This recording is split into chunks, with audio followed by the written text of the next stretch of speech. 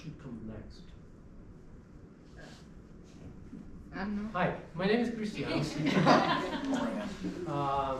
This is Karen. I play violin. I play piano. But you knew that. Who would like to guess something that they don't know about us? For instance, do you know where I'm from? Or Karen? Yeah. Britain? Well, how do you know? Your accent. I'm not from Britain. Oh. Yes. Portugal? Close. But I'm not that Cristiano. Spain? Farther. But we fought against them, and they won the rest of South America. Italy. France? Italy? Yeah. I feel like I'm away. Yeah. No. The opposite of Argentina. Yes. California? I love LA and San Francisco, but no. Yes. Brazil? Bingo. I'm from Brazil. Yay. How about Karen? South Korea? No, my family is from Vietnam, but I am from Arizona. Yeah. So, two very unlikely foes, and we somehow found ourselves through Beethoven. And we started playing it together, never really stopped, and here we are in Pullman. I now teach at WSU, go folks. And then Karen is around with me. And then she also is a concert pianist. She's playing all over the place. In a few weeks, we're going to be in Puerto Rico, playing for a whole bunch of people. How cool is that? Now, Beethoven is what we played for you when you first got into the room. What is your reaction? What did you hear? You liked it? Yeah. Yeah? Let's describe. Let's come up with a few words to describe the music that you heard right when you came through the door. Intense. Yes. I found it as like this weird, calming kind of progressive. Say what? Kind of like this, calming kind of progressive. Calming. Yes. Yes. Surprising. Surprising. Dramatic. Dramatic. Aggressive? Aggressive. Yeah. All of that and more. You heard about 5% of a whole piece. And it gets much better than that. I was telling the previous class that in these watches that we have access today, they have this mechanism that they measure the sound, the decibels around you, and it will let you know if it's at an unhealthy level. We're playing in this little baby's toy over here, but when we're playing the concert next week on campus, we'll be playing in one of the largest pianos ever built. And the sound of that thing is titanic. In this piece, it would drive you insane. My watch is going like, get out of there! You're crazy! You're gonna be deaf, like Beethoven. Oh, crazy. But anyway, that is the music that we're playing. And we're here to introduce it to you. And also introduce ourselves to you through this music, right? Now, the question though is, we all know that this music is captivating, right? It's written by a phenomenal human being that understood human beings, right? Understood how people feel about this type of things. And don't forget that Beethoven was not born yesterday. He was alive in a time where white was around you all the time, where a simple code could kill you. If you sneeze next to somebody, that could mean you entered close to the end of your life. Where nature, it's very, very, very next door to you, and it could kill you. Where war is constant. And we're not talking about distance rifles and drones. We're talking about sword in hand, eye-to-eye combat. Crazy stuff, right? So this is the environment that this human was creating music like this. Now, because he understood how humans interact, he understood how to write music for it. And mimicking the human experience, is what makes the music great. For instance, when we don't have instruments in hand, we're at home chilling, and sometimes we communicate, right? Sometimes I'll do something, and Karen would tell me, hey, why did you do that? And then I have to be like, oh gosh, I better listen to this. I better fix some stuff around, right? Or simply we can be like, what are we're gonna do tonight? And she's gonna be, oh, I don't know. You have an idea? We have a conversation. What is the most important thing in that element? Well, listening. When we first started, we had a conversation. Did you notice? I started with this.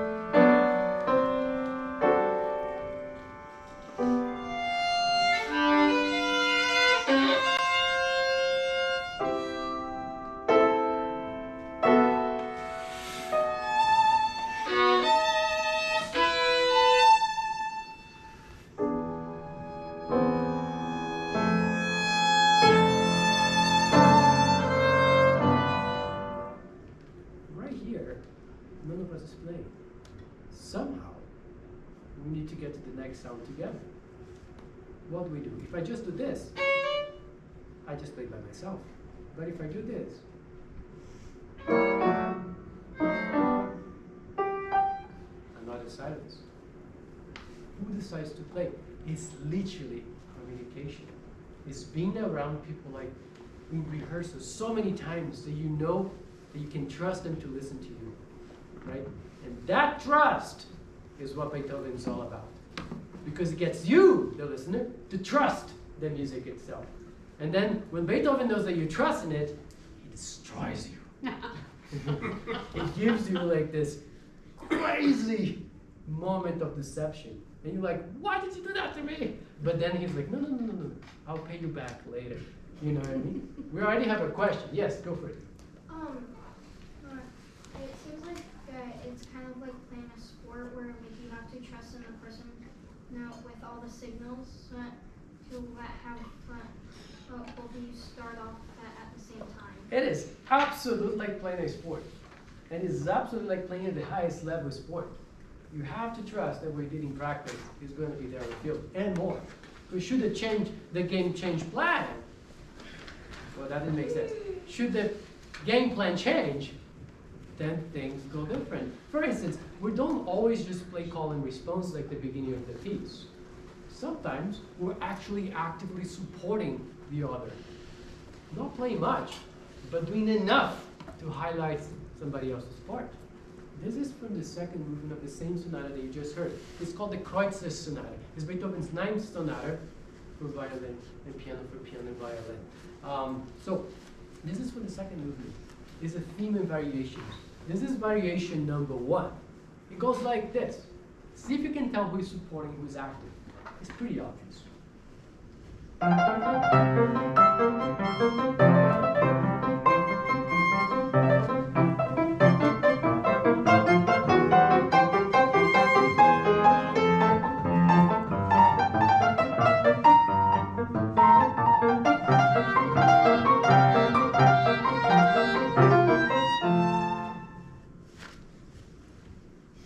Doesn't look like I'm doing much, right? But my job is to not interfere with this crazy piano part that's going on over here, which you have to appreciate that playing in this piano is a lot more difficult. There's a lot less control, but she's still doing it good. My job is to listen to her. It's different than if I did this. Can we play it again?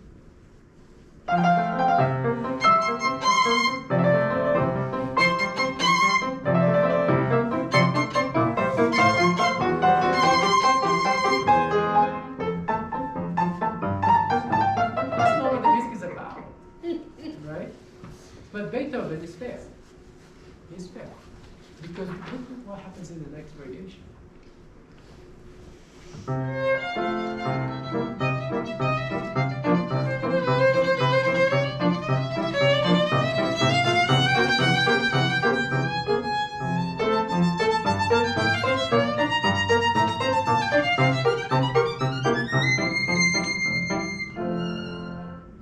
Now it's my time to shine. You see what I mean?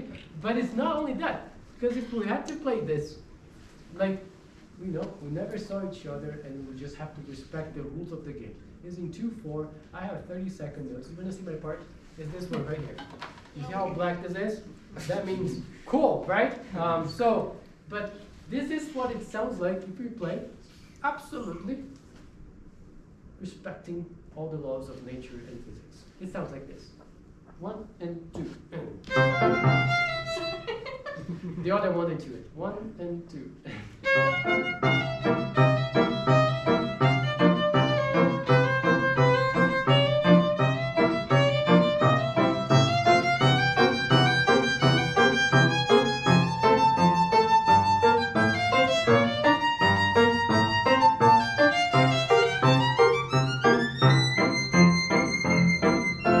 Good, so that is together. But see, we've practiced a lot. So now, I trust her enough, and she trusts me enough, so we can do stuff like this. Listen up.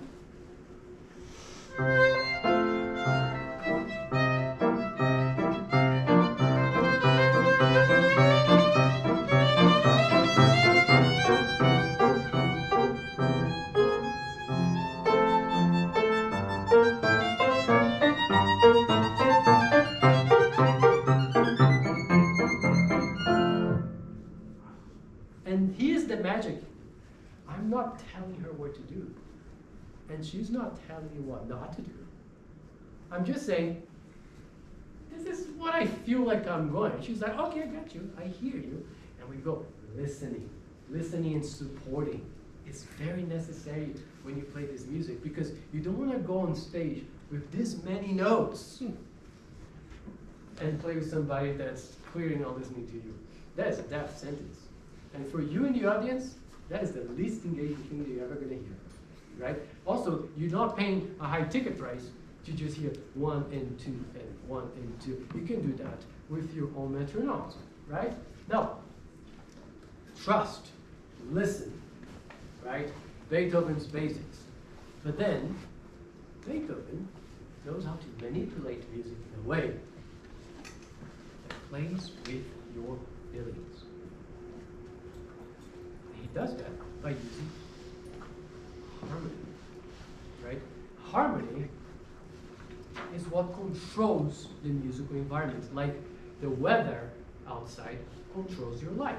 If you're in a sunny summer day in Pullman, walking around to your sports practice in a baseball field somewhere, and you're with your buddies, and you're having a good chat, and all of a sudden there's a big thunder and huge downpour. What do? You run.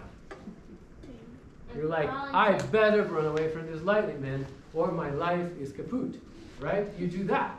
Where in music is the same, right?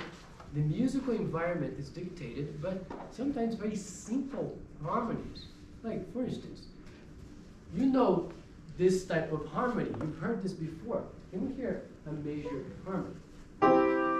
It's nice, right? We call that somewhat happy harmony, but it can be destroyed by moving a single note to become minor. Wow. We can make that even more depressed by moving another single note to a different place to become diminished. That's very, very serious music. But if you go back to major, everything's good. But then you can create anticipation by moving another to make it augmented to make it like that. You see? So one makes your guts go like that, the other one goes like wah! Right? So you play with brightness of the sound. Right now, listen to this variation and tell me how it makes you feel. Let's do 3 first. Yeah. Listen to this.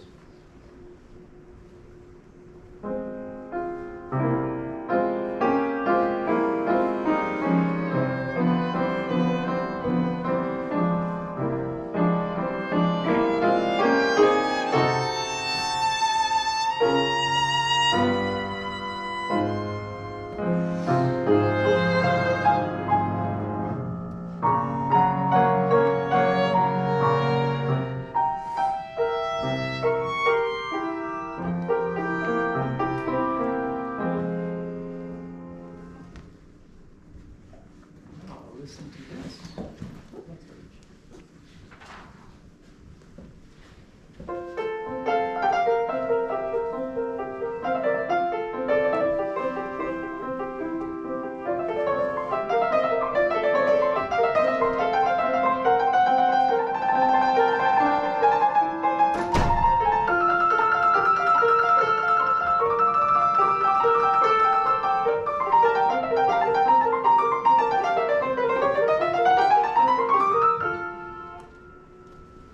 Doesn't that make you want to smile?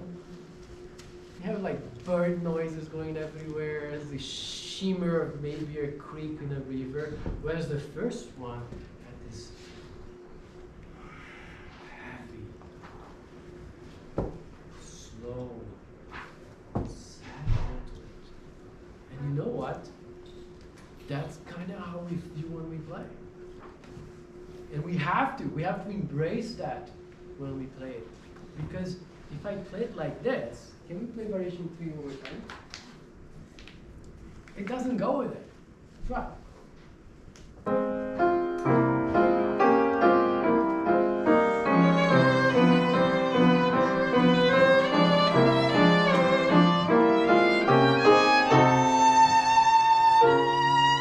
look like a crazy person, right? Like, what are you, the next serial killer that's around? That's maniac. It doesn't go like that. Like, we have to understand the language, and then we have to belong with the language. What we're talking to you about is music interpretation, musical interpretation.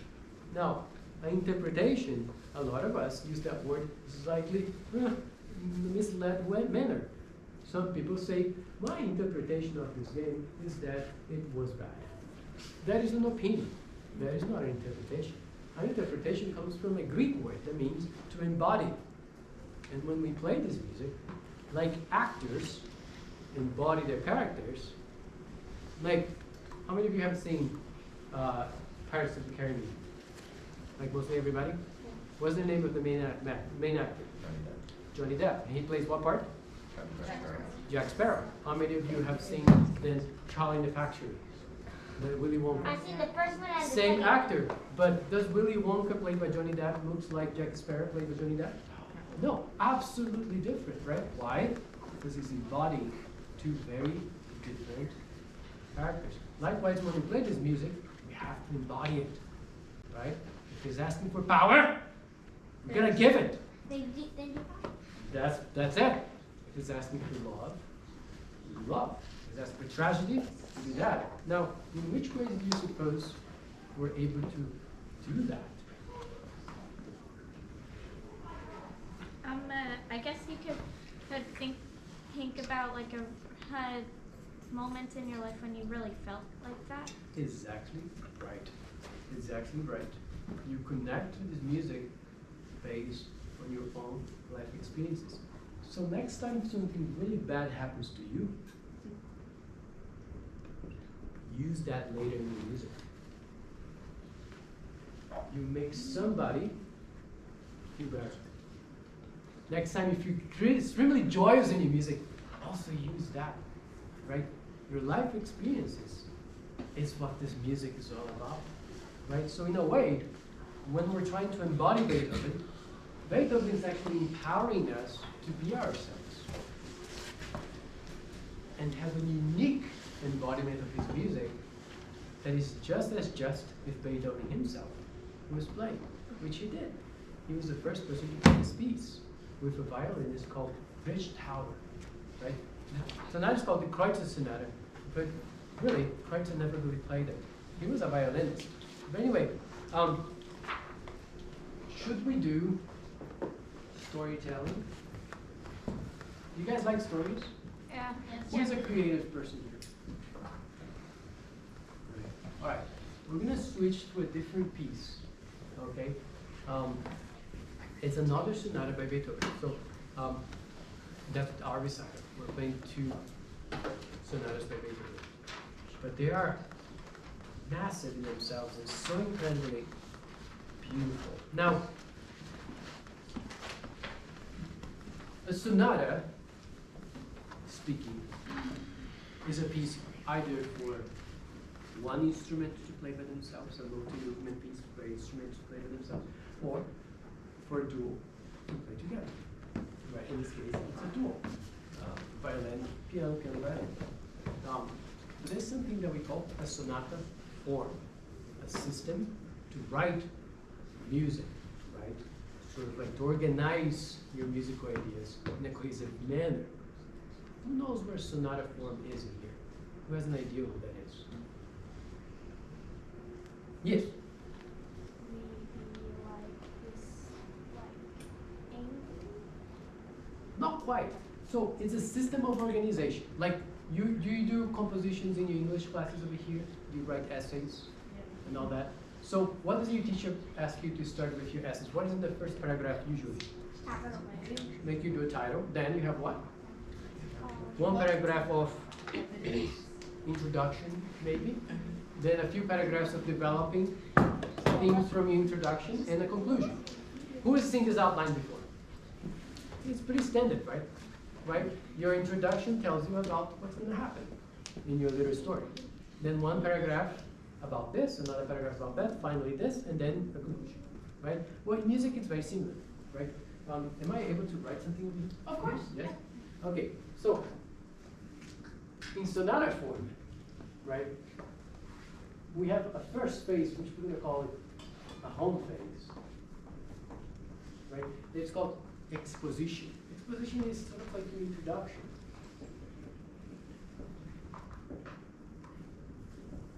Right? And then we move on away from home. Right? We go explore the outdoors. Right? That exploration phase is called the development.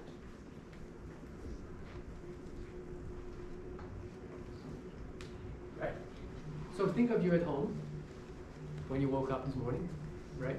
That was your exposition. Everything you did, breakfast and whatnot, wake up late, your mom yelling at you. That's your life. Development is what happens after you left home.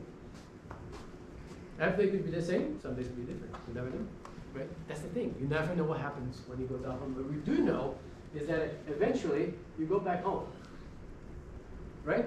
You're gonna go back home today, right? Okay. Yeah, please say yes. So you go back home. When you go back home, this is something we call recapitulation. Now, think about this. When you go back home, are you the same or have you changed? You've changed, actually. Well, you're the same person, I hope. But you've changed because hopefully you learned something new today in school. So the person that goes back with something different. Sometimes something great happens in your screen, you're just like, oh man, this was awesome. So you come back excited. Sometimes you go back home and you're like, oh boy, this was really tragic what happened today. And you know, it affects you. So it's never really the same. So you're back home, but it's slightly different. And then right before you go to bed, there's code. Right? Code is like your last thought.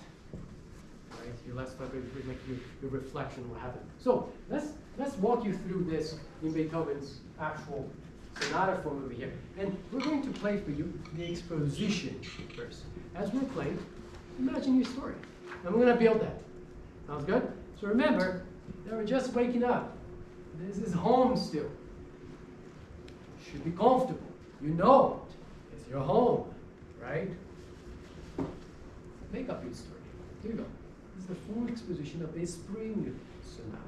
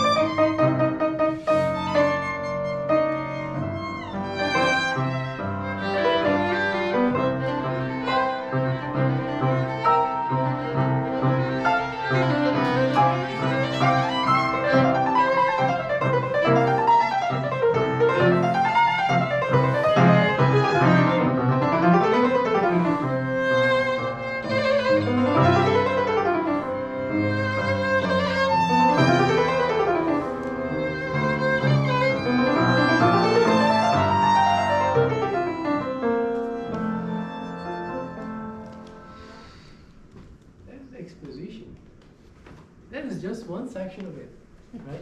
But this is home. It's made for you to feel at home, relaxed. And you had two main themes in it. You had this one that you just heard in the beginning.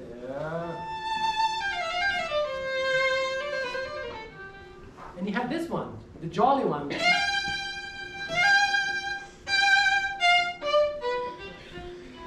Right? Now, this is supposed to be recognizable. It's played twice actually, but we're not going to play the repeat for you, right? Because you already know. We're going to move on now to the development. But before I go there, we need to start a story. Who has a story? Who was thinking about something? I wasn't thinking about anything. Yes. It's like two people in love and then something happens to them, but then it works out for one of them, but then the other one is like in some sort of tragedy, keeps looking back and forth and back and forth. Okay, so we have some romance, conflict, and now we're going into the development. Remember, this is the exploratory phase. This is where things move far and out from home, right? So let's get that love story with some potential drama, and let's go through the development. It starts like this. It's in your face.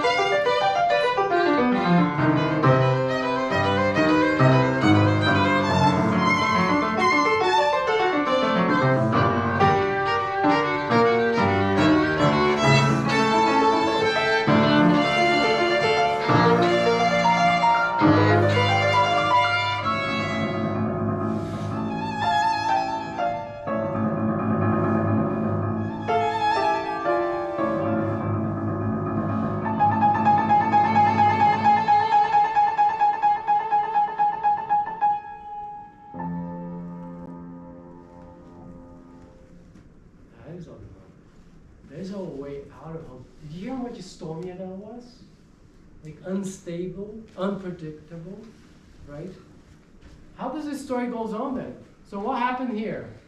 So we had two people in love. We had some conflict potential. What happened? Did it go well? Not really, right?